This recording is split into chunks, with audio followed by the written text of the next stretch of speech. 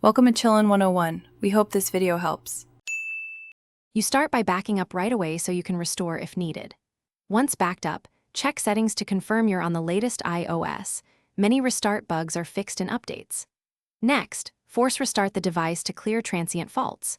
Press the volume up, volume down, then hold side button until the Apple logo appears. Make sure to temporarily disable auto lock and test whether the spontaneous reboot repeats so you know if the immediate problem is resolved. After the initial steps, dive into Diagnostics. Open Settings Privacy Analytics and Improvements and review crash logs to identify offenders, then update or remove any apps linked to reboots. If logs point to software-level conflicts, update iOS again or reinstall the app.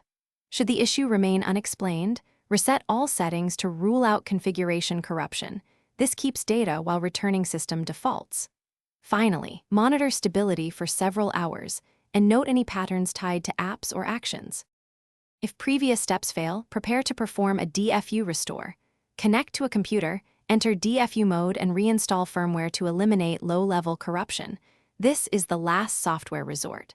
Once done, restore your backup and test thoroughly. If random restarts continue, consider hardware causes such as an aging battery or motherboard faults. Battery replacement often resolves intermittent reboots. If unsure, take your device plus diagnostics to Apple support or an authorized service provider for hardware inspection and repair. Thanks for watching. Consider subscribing if we helped you.